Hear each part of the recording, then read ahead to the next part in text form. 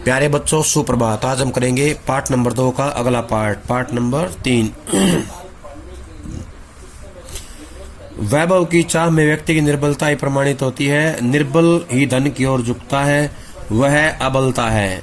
अबलता माने कमजोरी है। वह मनुष्य पर धन की और चेतन पर जड़ की विजय है। एक बार चूर्ण वाले भगत जी बाजार चौक में दिख गए। मुझे देखते ही उन्होंने जय जयराम किया। मैंने भी जयराम कहा।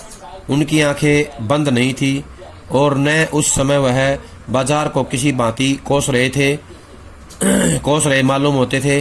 राह में बहुत लोग, बहुत बालक मिले तो जो भगत जी द्वारा पहचाने जाने के इच्छुक थे। भगत जी ने सबको ही हंसकर पहचाना, सबका अभिवादन लिया और सबको अभिवादन किया।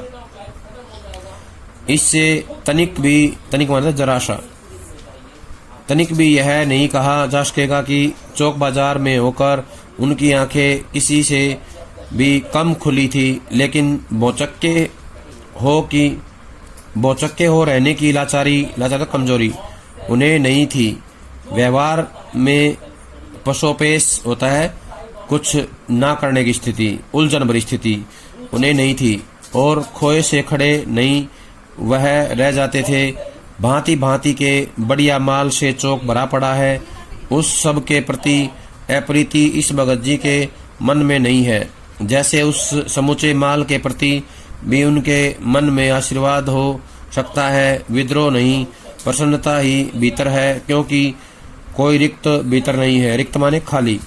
देखता हूँ कि खुली आंख, तुष्ट और मग्न वह चौक बाजार में से चलते चले जाते हैं। राह में बड़े बड़े फैंसी स्टोर पड़ते हैं पर पड़े रह जाते हैं। कहीं भगत जी नहीं रुकते हैं तो एक छोटी सी पंसारी की दुकान पर रुकते हैं। वहाँ 2-4 अपने काम की चीज ली और चले आते हैं। बाजार से हठपूर्वक विमुखता उनमें नहीं है, लेकिन अगर उन्हें जीरा और काला नमक चाहिए तो सारे चौक बाजार की सत्ता होता है प्रभाव या प्रभुत्व उनके लिए तभी तक उपयोगी है जब तक वहाँ जीरा मिलता है। जरूरत भर जीरा वहाँ से ले लिया कि फिर सारा चौक उनके लिए आसानी से नहीं के बराबर हो जाता है। वह जानते हैं कि जो उन्हें चाहिए वह है जीरा नमक। बस इस निश्चित प्रतीति होता है प्रेम। प्रतीति के बल पर शेष सब चांदनी चौक का आमंत्रण उन पर व्यर्थ होकर बिखरा रहता है। चौक की चांदनी दाएं बाएं भूखी की भूखी फैली रह जाती है, क्योंकि भगत जी को जीरा चाहिए। वह तो कोने वाली पंसारी की दुकान से मिल जाता है और वहां से सहज भाव में ले लिया गया है। इसके आगे आसपास अगर चांदनी बिछी रहती है तो बड़ी खुशी से बिछी रहे। भगत जी से बेचारी का कल्याण ही चाहते हैं। यहाँ मुझे ज्ञात होता है कि बाजार को सार्थकता भी वही मनुष्य देता है जो जानता है कि वह क्या चाहता है और जो नहीं जानते कि वे क्या चाहते हैं। अपनी परचेजिंग पावर के गर्व में अपने पैसे से केवल एक विनाशक शक्ति, शैतानी शक्ति, व्यंग्य की शक्ति ही बाजार को देते हैं। परचेजिंग पावर होता है खरीदने की शक्ति, क्रय शक्ति। विनाशक होता है नष्ट करने वाली शक्ति। शैतानी होता है दुश्मन या दुश्मनी का भाव, वैर भाव फैलाने वाली शक्ति। व्यंग्य होता है कटाक्ष की शक्ति। न तो वे बाजार से लाभ उठा सकते हैं, न उस बाजार को सच्चा लाभ दे सकते हैं। वे लोग बाजार का बाजारूपन बढ़ाते हैं। इसका मतलब है कि कपट बढ़ाते हैं। कपट अर्थात धोखा। कपट की बढ़ती का अर्थ है परस्पर सद्भाव की घटी। सद्भाव होता आपसी प्रेम। इस सद्भाव के ह्रास होता नष्ट होने पर। आदमी आपस में भाई और सुहृदय होता है प्रेमी, सहृदय। और पड़ोसी फिर रह ही नहीं जाते और आपस में खोरे बेचक ग्राहक और जो है एक दूसरे का नुकसान में फायदा देखने वाले बनकर रह जाते हैं। तो प्रश्न यहाँ पे ये आएगा पहला, वैभव की चाह व्यक्ति में क्या जगाती है? निर्बलता। या इससे क्या पता लगता है? निर्बलता का। वैभव की चाह में व्यक्ति की निर्बलता ही प्रमाणित होती है। निर्बल किसकी ओर झुकता है? धन की ओर। प्रश्न आएगा, धन की ओर कौन झुकता है? निर्बल। कौन झुकता है? निर्बल। अबलता क्या है? धन की ओर झुकना। धन की ओर झुकना अबलता भी है और निर्बलता भी है। वह मनुष्य पर धन की और चेतन पर जड़ की विजय है। वह मनुष्य पर धन की और चेतन पर जड़ की विजय है। कौन सी विजय है? निर्बलता। मनुष्य के मन में निर्बलता आ गई तो वो क्या है? धन की और चेतन पर जड़ की विजय है। एक बार चूर्ण वाले भगत जी बाजार चौक में दिख गए तो प्रश्न आएगा, लेखक को बाजार में कौन दिखा? भगत जी। भगत जी ने क्या किया? देखते ही जय जय राम किया। लेखक ने क्या किया? जय राम कहा। किसकी आंखें बंद नहीं थी? भगत जी की आंखें बंद नहीं थी। बाजारों कौन नहीं कोस रहे थे? भगत जी नहीं कोस रहे थे। राह में कौन मिला? भगत जी। भगत जी से कौन मिला? बहुत सारे बालक और जान पहचान के लोग मिले। किसके इच्छुक थे वो? भगत जी द्वारा पहचाने जाने के। बहुत बालक किससे की इच्छा लिए हुए थे? भगत जी द्वारा पहचाने जाने की इच्छा लिए हुए थे। भगत जी ने किसको पहचाना? सभी को। भगत जी ने सभी को हंसकर पहचाना। भगत जी ने क्या किया? सबका अभिवादन लिया और सबको अभिवादन किया। अभिवादन होता है आदर सत्कार करना।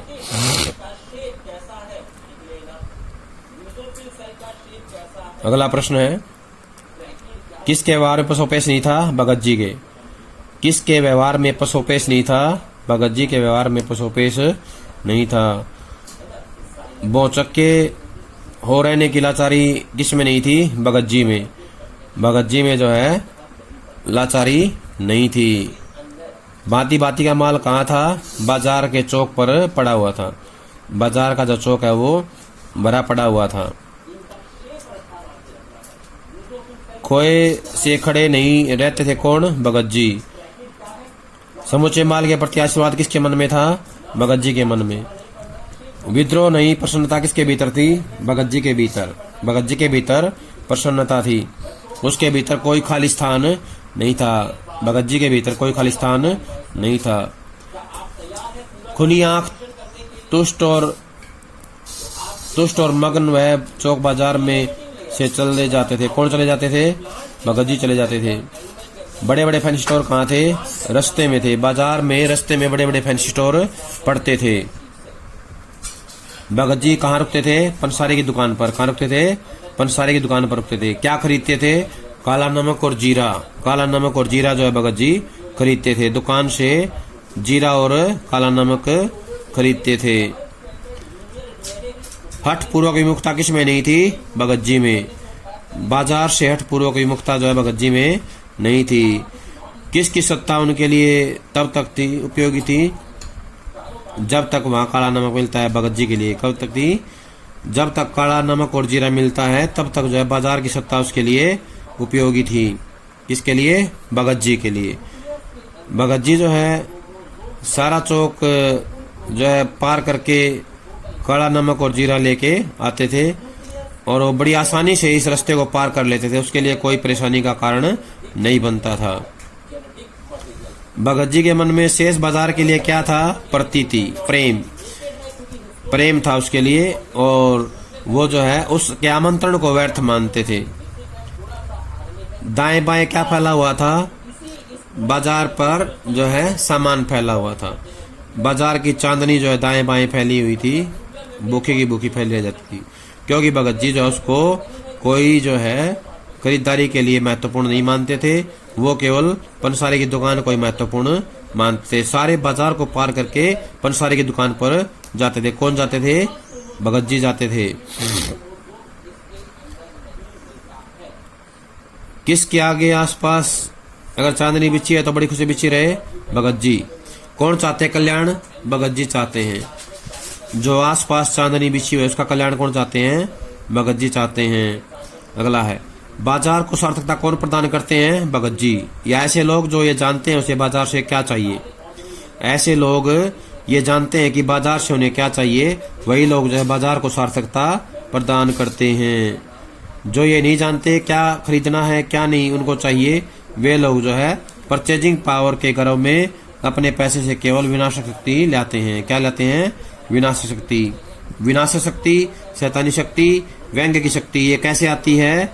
ये परचेजिंग पावर के बल पर आती है, क्रय शक्ति के बल पर आती है। जो लोग ये नहीं जानते कि उन्हें क्या खरीदना है, वे जो है क्रय शक्ति के बल पर बाजार को क्या देते हैं? विनाशक शक्ति, शैतानी शक्ति, व्यंग्य की शक्ति जो है बाजार को देते हैं। कौन से लोग बाजार का फायदा नहीं उठाते? जो ये नहीं जानते कि उन्हें क्या खरीदना है। बाजार से लाभ कौन नहीं देते? जिनको ये पता नहीं है कि क्या खरीदना है। बाजार का बाजारपन कौन बढ़ाते हैं? बाजार का बाजारपन वे लोग बढ़ाते हैं जो ये निश्चय नहीं कर पाते कि उन्हें बाजार से क्या चाहिए और क्या नहीं चाहिए। बाजारपन का मतलब है कि कपट का बढ़ना, कपट होता धोखा, धोखे का बढ़ना जो है बाजारपन कहलाता है। कपट की बढ़ती का अर्थ है सद्भाव की घटी, यानी सद्भाव का कम हो जाना। इस सद्भाव के ह्रास माने समाप्त होने पर, खत्म होने पर, सद्भाव के खत्म होने पर आदमी में क्या हो जाता है? भाई भाई और सुहृदय और पड़ोसी फिर वो नहीं रहते हैं। ये भावनाएं खत्म हो जाती हैं, भाई भाई की और सुहृदय की, अपनेपन की, और जो है पड़ोसी की जो भावनाएं हैं किसके अंदर खत्म हो जाती हैं?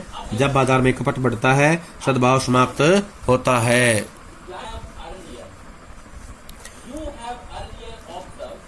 कोरे ग्राहक और बेचक की तरह व्यवहार करते हैं, मानो दोनों एक दूसरे को ठगने की घात में हों।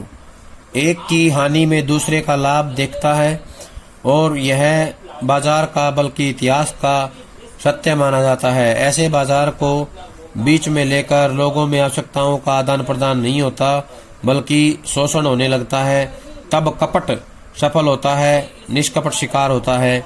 ऐसे बाजार मानवता के लिए विडंबना है और जो ऐसे बाजार का पोषण करता है, जो उसका शास्त्र बना हुआ है, वह अर्थशास्त्र सरासर औंधा है। औंधा माने उल्टा। वह मायावी शास्त्र है और वह अर्थशास्त्र अनीति शास्त्र है। देखिए इसमें जो प्रश्न बनते हैं, पहला प्रश्न तो यही है, ग्राहक और बेचक की तरह व्यवहार कौन करता है? ऐसे लोग जिनको ये पता नहीं है कि उन्हें बाजार से क्या खरीदना है। ऐसे लोग जिनको ये पता नहीं है बाजार से क्या लेना है, वे लोग जो है कोरे ग्राहक और बेचक की तरह व्यवहार करते हैं। यानी कि बेचने वाला, बेचक होता बेचने वाला, ग्राहक होता खरीदने वाला। एक दूसरे के ठगने में घात कौन लगाए होते हैं? ग्राहक और बेचने वाला। ग्राहक और बेचने वाला जो है दोनों को ठगने की घात में लगे रहते हैं। यानी कि ग्राहक सोचता है कि मैं जो है दुकान वाले से कुछ ले लूं, दुकान वाला सोचता है मैं जो है ग्राहक से कुछ फायदा उठा लूं। एक की हानि में दूसरे का अपना लाभ दिखता है। किसको दिखता है? खरीदने वाले और बेचने वाले को। एक को दूसरे की हानि में अपना लाभ दिखना, ये क्या है? बाजार का सत्य है। बाजार का ही नहीं बल्कि इतिहास का सत्य माना गया है। कैसे बाजार में आवश्यकताओं का आदान प्रदान नहीं होता? जिसमें केवल कोरे ग्राहक और बेचक होते हैं, वो जो है आदान प्रदान नहीं होता है। वहाँ क्या होता है? शोषण होता है। क्या होता है? शोषण।